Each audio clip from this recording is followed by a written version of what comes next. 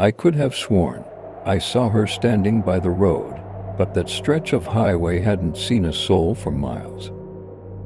This is the story of a guy named Mike, who has experienced scary, creepy ghosting many times in his life. These 5 stories are the scariest stories of Mike's life. And all these stories are connected to each other in some way, so definitely watch the video till the end. Mike had been trucking across the country for over 20 years, but something about the desert highway he drove that night felt different.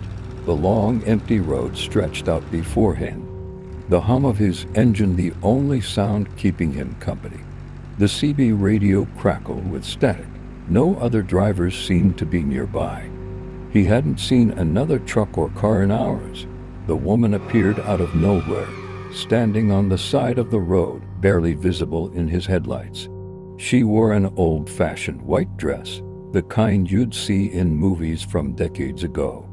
Something about her didn't sit right with Mike, but before he could react, she vanished into thin air. Shaken, he pulled over to check if his eyes were playing tricks on him. No footprints, no sign anyone had been there. His hands trembled as he gripped the steering wheel and pulled back onto the highway. This wasn't the first time he'd heard stories of truckers seeing strange things, but now he was living it. And something told him this was just the beginning. As Mike pressed on through the night, his CB crackled again. A voice, faint and distorted, whispered his name. Mike, you're not alone on this road. His heart pounded, and he turned up the radio to drown out the static.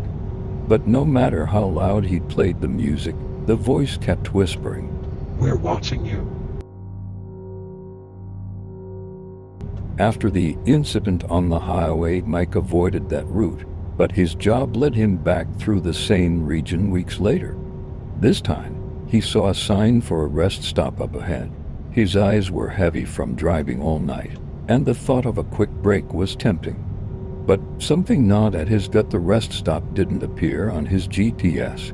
Pulling in, the place was eerily quiet. The diner looked like it hadn't seen customers in years, and the gas pumps were covered in dust. Yet, lights flickered inside the building as though it was open for business. A familiar feeling washed over him, the same unease he felt that night on the lonely highway. But Mike needed to stretch his legs. As he walked towards the diner, a hand tapped his shoulder. He turned to find no one there. Ignoring the creeping dread, he stepped inside. The waitress looked strange, her clothes outdated, her eyes glazed. She smiled in a way that sent chills down Mike's spine and asked, "Long night, driver?" Mike sat at the counter but soon realized he was the only customer. The clock on the wall hadn't moved in hours. A sinking realization hit him. This place wasn't meant for the living.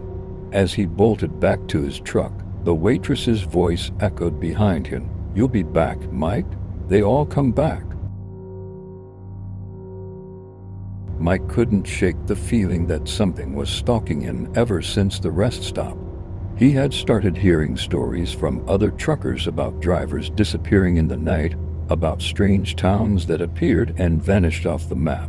One name kept coming up: Gray Hollow. One stormy night, Mike's GPS directed him down a road he'd never seen before. It seemed out of place, narrow, unlit, with tall trees on both sides. Desperate to find a shortcut through the storm, he took the detour. The deeper he drove, the more he realized something was wrong. The road kept twisting, leading him in circles, no matter how many times he tried to turn back. His headlights flickered, and through the fog, he saw a figure standing in the middle of the road wearing the same white dress as the woman from weeks ago. A cold sweat ran down Mike's back. He hit the brakes, but when he stepped out of the truck, the figure was gone. In her place was a sign, old and rusted, reading, "Welcome to Gray Hollow." He never found his way out that night. Every time he tried to leave, the road only led him back to the town. But what really terrified him was the sight of other trucks parked and abandoned on the side of the road. Trucks from drivers who had never made it back. Word had spread fast among truckers about the strange happenings on the highways, and soon Mike wasn't the only one experiencing the unexplainable. He joined a convoy with other drivers, hoping safety in numbers would protect him. They had agreed to take turns leading the pack, each trucker keeping the others in sight. But on the third night, something went terribly wrong. The lead truck, driven by a man named Joe, suddenly disappeared from the road, leaving nothing but skid marks. The CB radio buzzed with confusion as the remaining trucks slowed down, looking for signs of Joe's rig. Mike, now leading the convoy, spotted something in the distance, a row of trucks, all of them lined up perfectly, covered in vines and rust, as though they had been abandoned for decades. His stomach dropped when he recognized Joe's truck, the engine still warm, but Joe was nowhere to be found. As the other drivers scrambled to figure out what had happened, the CB crackled again. A voice, one they all recognized, came through. "Turn back, this road isn't for you."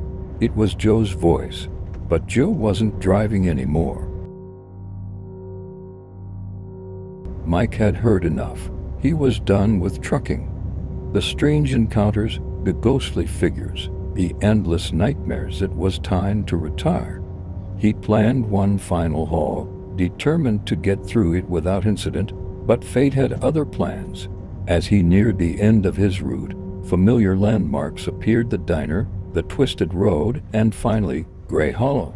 His heart raced. He had made sure his route wouldn't take him through that cursed place, but there it was, waiting for him. Mike tried to turn back, but the road wouldn't let him. The fog thickened, and shadows moved in the mist. The figures he had seen before, the woman in white, Joe, the phantom convoy, they were all there, watching him. The last thing Mike heard before the world went black was the voice on the CB, crackling through the static. "Welcome home, Mike." He had become part of the road now, just like the others. And somewhere out there, a new driver would soon be hearing his voice on the CB, warning them to turn back. But they wouldn't listen, just like Mike hadn't, and the cycle would continue.